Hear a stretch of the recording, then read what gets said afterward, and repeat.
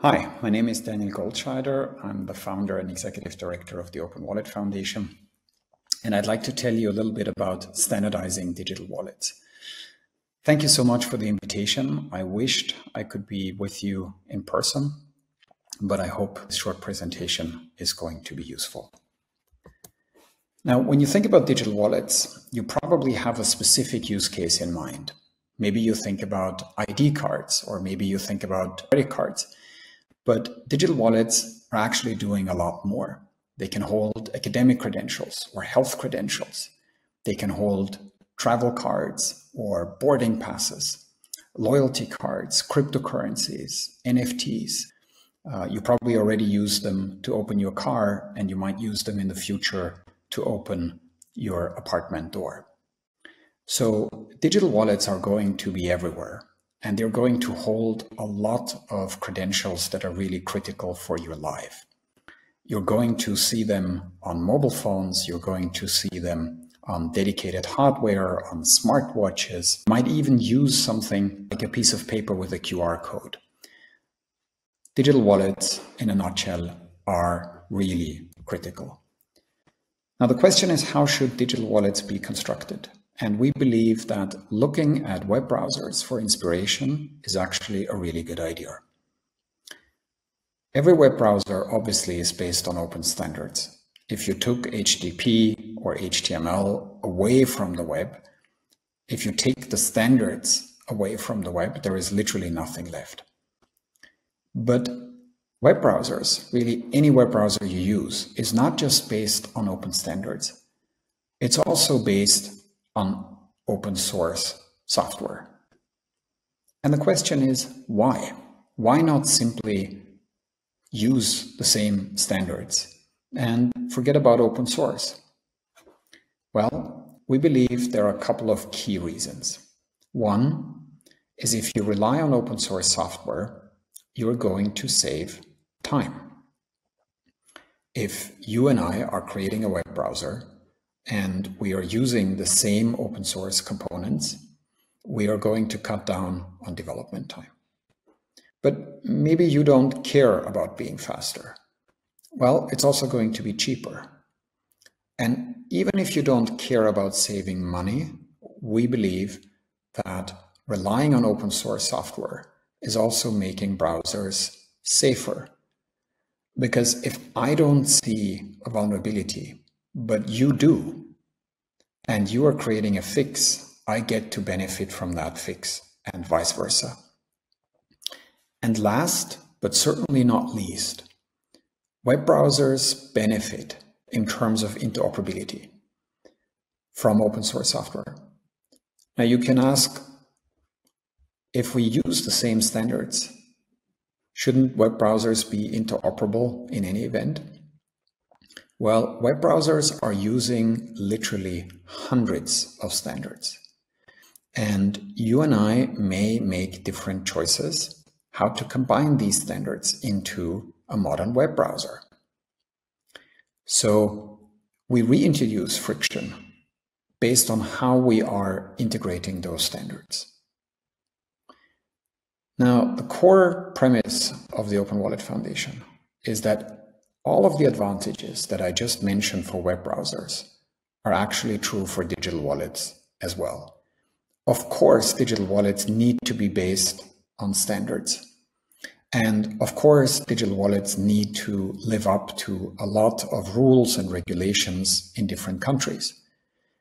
But digital wallets should also be based on open source code for the same reasons that digital browsers are based on open source software. It will make the development of digital wallets faster and cheaper. It will make the wallets safer and more interoperable. So this is the mission of the Open Wallet Foundation. We want to be the best place in the world for developers to come together and create open source software for digital wallets. Most of this is free. Any developer can contribute code. Of course, we work with standard development organizations who don't have to pay anything. But there's also a role of sponsors. And those sponsors really help us to fulfill our mission. And we are incredibly grateful that in the last 2.5 years since we started Open Wallet, we have found quite a few companies that are interested to support the mission of the Open Wallet Foundation. You see the sponsors on the left here with 4 companies being the lion's share: Google, Huawei, MasterCard, and Visa. We are truly grateful to all the companies that are enabling us to fulfill this vision. Now, what does the Open Wallet Foundation actually provide to projects? Probably most important is neutral governance. If you are creating open source software, you can simply make them open source, pick a license, and you don't necessarily need an open source foundation. But in this case, you are controlling that code alone. And if you want to attract other developers to work with you on the same code, it helps to have a neutral governance framework. So the Open Wallet Foundation, which is part of the Linux Foundation, is essentially providing governance as a service. We can help you to find a safe space for your code project in order to enable other developers to feel that they're not just contributing to a project under the control of any one company, but really something that is governed jointly and together. We also help with infrastructure, and we provide product support with tools like GitHub or Discord, with mailing lists, with meeting platforms. And we have great tools that allow you to analyze contribution data. We can help software projects with engagement, to raise the profile of your project through workshops, through meetings or blogs and events. We have a large community ecosystem that is functioning both online as well as at local events. But we can also help you with strategy. So we can help you to review the project landscape. We can help you find collaborators to fill gaps, to help you to find sponsors and companies that might be interested in code that you're developing. And we can help you with collaborations, not just with other developers, but also with governments, with non-governmental organizations, with civil society organizations. And in total, we believe that this is really an opportunity for a lot of code projects to grow substantially and be used by both the public sector and the private sector around the world. And a lot of projects actually believe in this. We started the Open Wallet Foundation about 2.5 years ago without any code project at all, simply with a vision for the future that working together would actually bring benefits to all developers. And we have grown in those 2.5 years to 30 projects. And some of these projects come from just a few developers who are getting together and creating what we call a lab project. And some of these projects are already in production by very large companies or governments around the world. And we call them impact projects. In between, you have a tier of growth projects. So we're really happy with this progress. And we believe that you're going to see even more projects join the Open Wallet Foundation in the future. Now, I'm not going to go through all these projects. You find them on the website. But what is really nice to see is this is not just code looking for applications, but you see that these projects are used in production today around the world. Take, for example, Akapai, which is used in the UN pension program or by DG ATRA. Or take the Multipass program, which is used by the Google Wallet as well as in the EUDI reference code. Or take the Credo code, which is used by the government of British Columbia. We are really grateful to see that this software, this code is used around the world. And we believe that this is just the beginning. You know, we're still in the first innings of the wallet space. And we believe that in the future, it is very likely that most wallets are going to be based on open source software, hopefully open source software that is really done under neutral governance. I talked already briefly about community meetings. We have something we call SIGs, Special Interest Groups. They are also under the Technical Advisory Council, the same body that is overlooking, providing guidance to software projects. And they are really for discussions to advance specific areas of knowledge or technology. And they don't have necessarily to do with code, but could be any subject where different developers are interested to come together. And we also have another tool which we call a task force. This is more limited in scope than a special interest group. Really useful if you have a set of very specific deliverables in mind that you want to see accomplished. You'll find on our website some of these community meetings. We have, for instance, an architecture SIG. We have a credential format comparison SIG. We have an industry outreach SIG. And if you have an idea for the future, you can propose other SIG, or of course you can join any of the existing SIGs. So to summarize, Open Wallet stakeholders are coming together to build an ecosystem with the goal of data flowing freely from the issuer through the wallet to the verifier in order to enable choice, privacy, and security. Now, I talked already a little bit about the importance for governments to be at the table. Why? Well, a lot of the most important credentials are coming from the public sector. Your identity, your driver's license, maybe health credentials.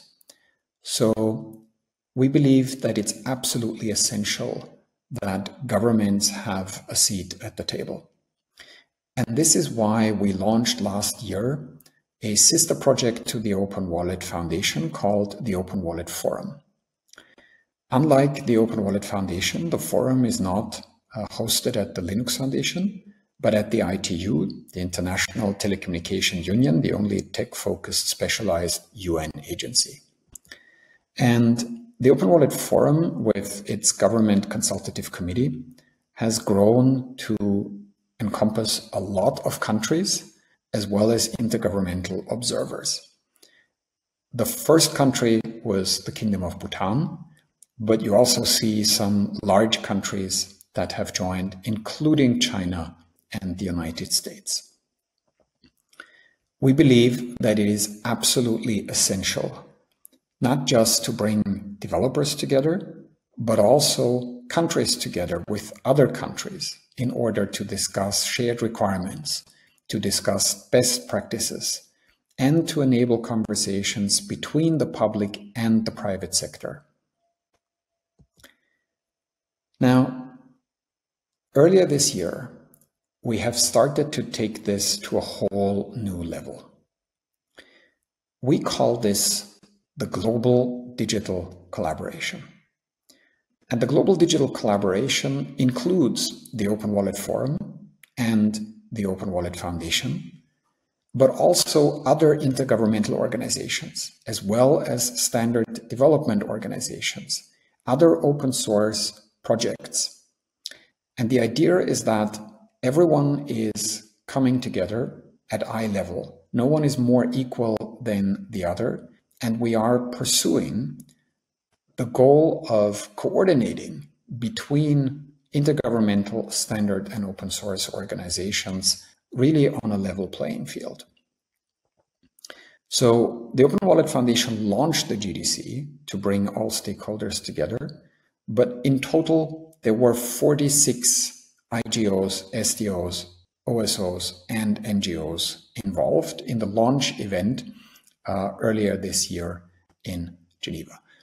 The Open Wallet Foundation provided all the funding, and our members were recognized as sponsors to the GDC, but we are not more equal than anyone else in the global digital collaboration. Here's a quick snapshot on that launch event on July 1st and 2nd of this year. We had, in addition to 46 co-organizers, over 1,000 attendees. We featured 20 keynotes and over 100 deep dives. And I think we managed to make the conference priceless in two important ways. On the one hand, it's completely free. Anyone can participate.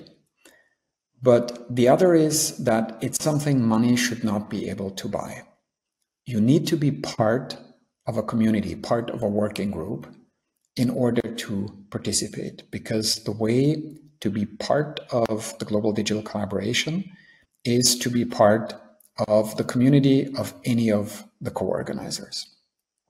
So we were really happy with the first year of the GDC, and I'm happy to announce that we have already secured a date and a spot for 2026.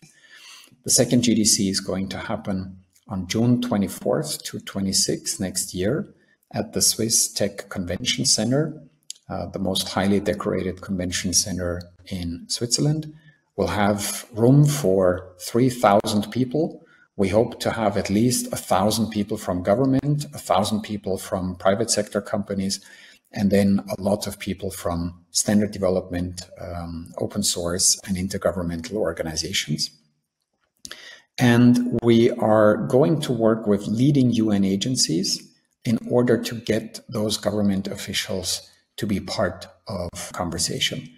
ICAO really is best positioned to bring ministries of transportation to the table.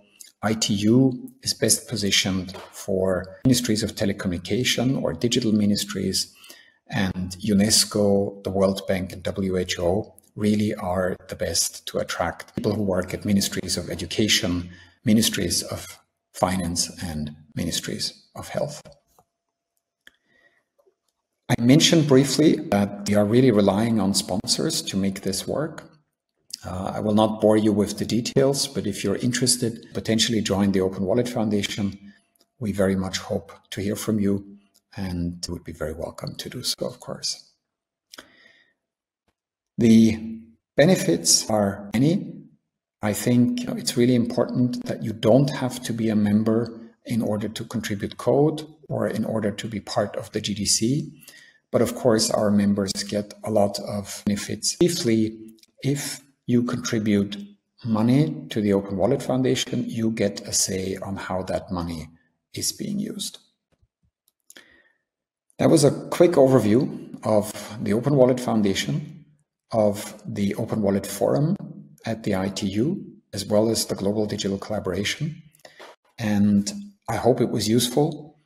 If you have any question, please send an email, and I hope to see you as part of an Open Wallet Foundation event or as part of an Open Wallet initiative. Thank you very much.